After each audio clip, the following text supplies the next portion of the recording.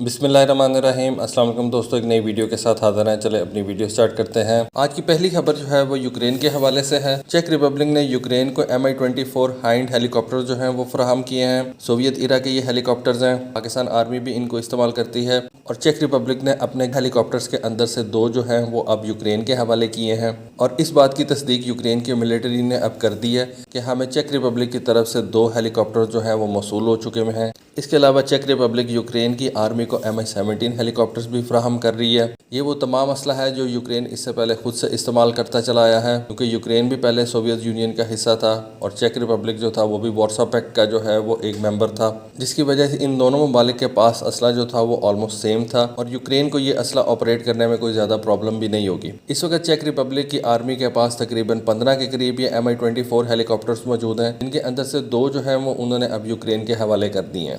इससे पहले मई के महीने में चेक रिपब्लिक ने अपने Mi-17 हेलीकॉप्टर जो थे वो यूक्रेन की आर्म्ड फोर्सेस के हवाले किए थे। अगली खबर जो है वो भी यूक्रेन के कॉन्फ्लिक्ट के हवाले से है। कुछ तस्वीरें सामने आई हैं जिनसे ये पता चलता है कि रशिया ने अपने Tochka U short range ballistic missile system जो है उनको अब यूक्रेन में भेज दी है। देखिए, नेटो का यूक्रेन के अंदर आने का क्या मकसद था। नेटो ये चाहता था कि यूक्रेन जो है वो नेटो अलायंस को ज्वाइन कर ले और नेटो अपना असला जो है वो यूक्रेन के अंदर ला के रख दे। नेटो का जो असला है, उसके जो मिसाइल्स हैं, उसके जो जहाज़ हैं, वो यूक्रेन की एयर बेसिस वगैरह को इस्तेमाल कर सकेंगे और इन बेसिस को इस्तेमाल करते हुए नेटो रशिया के ऊपर आसानी से हमले कर सकेगा और अपने मिलिट्री ऑब्जेक्टिव्स को अचीव कर सकेगा इन केस अगर नेटो और रशिया की लड़ाई होती है। रशिया को भी इसी बात का डर था कि यूक्रेन ने अगर नेटो अलायंस को ज्वाइन कर लिया तो अमेरिका अपने सारे के सारे मिसाइल सिस्टम जो हैं उनको यूक्रेन के अंदर ला के जो है वो फिक्स कर देगा और अगर कोई मिसाइल यूक्रेन से फायर होता तो उसको मॉस्को पहुंचते को 4 से 5 मिनट से ज़्यादा टाइम नहीं लगेगा। तो अब वो काम जो है वो रशिया ने कर दिया। उसने अपने मिसाइल सिस्टम जो हैं वो यूक्रेन के अंदर लाके तो खड़े कर दिए, जिससे यूरोपियन कंट्रीज जो हैं उन तक ये मिसाइल पहुंचने में आपको बहुत ज़्यादा टाइम नहीं लगेगा। अगर यही मिसाइल सिस्टम वो अपने रशिया से फायर करेगा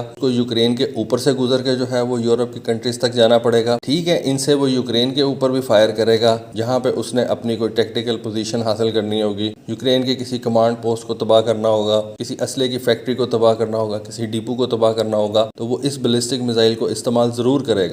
लेकिन अब नेटो को ये खतरा भी है कि ये न्यूक्लियर कैपेबल मिसाइल जो है अब यूक्रेन के अंदर आ चुके हुए हैं और यहाँ से इट मीन्स कि in short range ballistic missiles की रेंज जो है वो ज्यादा दूर के नेटो कंट्रीज तक भी अब पहुंच जाएगी और जो काम नेटो करना चाहता था, यानी कि यूक्रेन को इस्तेमाल करके तो रशिया पे हमला करना चाहता था, अब वही काम रशिया जो है वो कर रहा है और वो यूक्रेन के लैंड को इस्तेमाल करते हुए नेटो के ऊपर हमला कर सकता है। तो मैं ये समझता हूँ कि ये यूक्रेन को जो है वो पहले सोचना चाहिए था, ये सारी चीज़ें उसको पहले ध्यान में रखनी चाहिए थी कि अगर मैं नेटो अलायंस को ज्वाइन करता हूँ तो रशिया इसका किस तरह का रिस्पांस देगा। आज रशिया जो है वो अपने बैलिस्टिक मिसाइल्स जो कि न्यूक्लियर कैपेबल भी हो सकते हैं उठा के उसने यूक्रेन के अंदर रख दिए हैं। चलें आज की तीसरी खबर की तरफ चलते हैं। इंडिया ने अपने नए एयरक्राफ्ट कैरियर INS विक्रांत के सी ट्रायल्स जो हैं उनका चौथा फेज़ कंप्लीट कर लिया।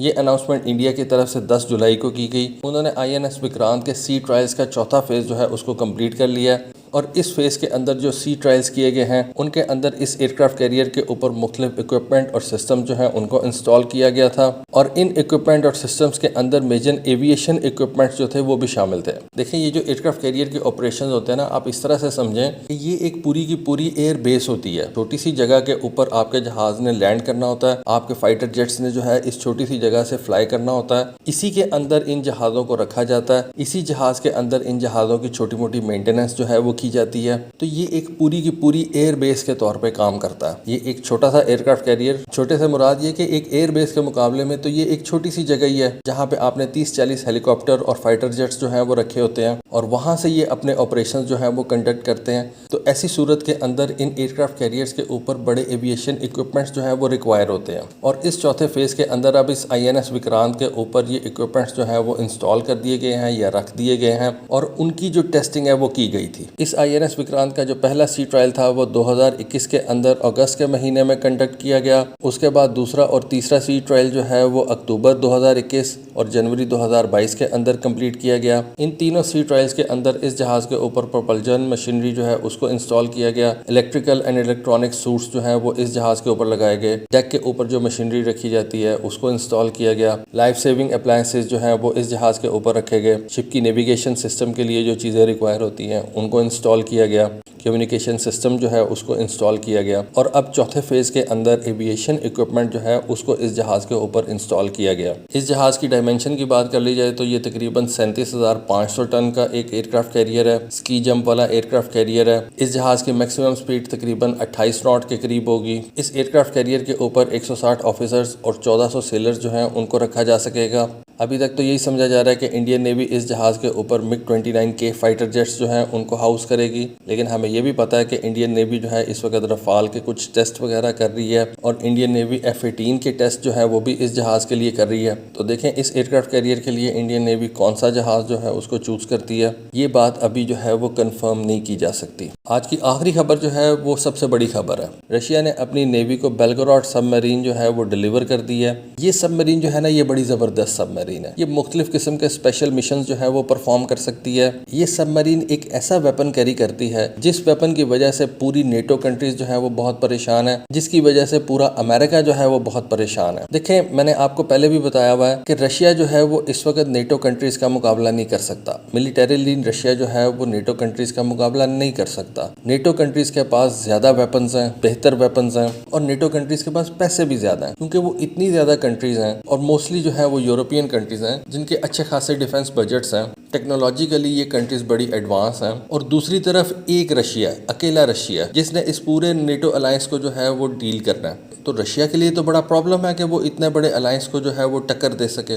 तो इसके लिए रशिया ने क्या किया, आज से काफ़ी साल पहले रशिया ने कुछ ऐसे वेपन्स जो हैं उनको डिज़ाइन किया जो कि इन कंट्रीज़ को जो है वो हर्ट कर सकते हैं। इन वेपन्स के अंदर कुछ हाइपरसोनिक वेपन्स थे, कुछ ICBMs थे और इन्हीं वेपन्स के अंदर रशिया ने एक टॉर्पीडो जो है वो बनाया था। इस टॉर्पीडो का नाम है पोसाइडन और ये एक न्यूक्लियर पावर्ड टॉर्पीडो है। तो आप टॉर्पीडो भी कह सकते हैं, ड्रोन भी कह सकते हैं। ये एक न्यूक्लियर पावर्ड टॉर्पीडो है। देखें हमने ये तो सुना है कि न्यूक्लियर पावर्ड एयरक्राफ्ट कैरियर्स होते हैं, न्यूक्लियर पावर्ड सबमरीन्स होती हैं। एक एयरक्राफ्ट कैरियर को न्यूक्लियर प्रोपल्जन क्यों दी जाएगी, ताकि वो ज़्यादा देर तक जो है वो पानी के अंदर रह सके और उसको बार बार फ्यूल की ज़रूरत ना पड़े। उस एक एयरक्राफ्ट कैरियर की जो पावर नीड्स हैं वो ये न्यूक्लियर पावर प्लांट जो है वो पूरी करके दे। तो आप एक टॉर्पीडो को न्यूक्लियर पावर्ड क्यों बनाएंगे, इसके ऊपर मैं आपको एक अलग से वीडियो बना के दूंगा। क्योंकि रशिया ने ये जो पोसाइडन न्यूक्लियर पावर टॉर्पीडो तैयार किया ना, इससे रशिया के जो अज़ाइम है ना वो बड़े खतरनाक है। और शायद आपको याद हो कि रशिया ने इंग्लैंड को भी एक धमकी दी थी कि अगर इंग्लैंड अपनी हरकतों से बाज ना आया तो रशिया इंग्लैंड का जो कोस्टल एरिया है उसको उड़ा के रख देगा। अब वो कैसे उड़ा के रख देगा, ठीक है, उसके बहुत से तरीके हैं। ICBMs के जरिए से वो उड़ा सकता है,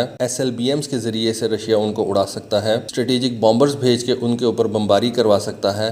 लेकिन ये खास तौर पे जो धमकी दी थी ना रशिया ने, वो इस पोसाइडन न्यूक्लियर पावर्ड टॉर्पीडो को ज़हन में रखते हुए दी थी। अच्छा, अब ये जो बेलगोरोड न्यूक्लियर पावर्ड सबमरीन है, इसके अंदर 2 न्यूक्लियर रिएक्टर्स लगे हुए हैं। एक नहीं 2 न्यूक्लियर रिएक्टर्स लगे हुए हैं। इसके अंदर 6 पोसाइडन टॉर्पीडोज जो हैं वो रखे जा सकते हैं और ये इंटरकॉन्टिनेंटल टॉर्पीडोज हैं। इस तरह से एक इंटरकॉन्टिनेंटल बैलिस्टिक मिसाइल होता है ना, ये इंटरकॉन्टिनेंटल टॉर्पीडोज हैं। यानी कि रशिया अपने घर से ये टॉर्पीडो मारेगा और ये पूरी दुनिया का चक्कर लगाते लगाते अमेरिका पहुंच जाएगा। क्योंकि ये न्यूक्लियर पावर्ड है, इसके अंदर न्यूक्लियर प्रोपल्जन चल रही है, उसको फ्यूल की जरूरत ही नहीं है। कई साल जो है ये टॉर्पीडो जो है वो पानी के नीचे रह सकता है। फिर इस बेलगोरोड सबमरीन की जो एक इम्पॉर्टेंट चीज़ है वो ये है कि ये सबमरीन मिजिट सबमरीन यानी कि छोटी सबमरीन भी उठा के लेके जा सकती है। ये चीज़ जो है ये अमेरिका और नेटो कंट्रीज के लिए बहुत ज़्यादा जो है वो वरी वाली थी। इस सबमरीन की एक तस्वीर जो है वो लीक हुई थी और उसमें देखा जा सकता था कि इस सबमरीन ने अपने नीचे एक छोटी सबमरीन जो है उसको उठाया हुआ है। और ये जो मिजिट सबमरीन है ये कोई छोटे साइज की सबमरीन नहीं थी, ये अपने अंदर एक बड़े साइज की सबमरीन थी। और इस वजह से अमेरिकन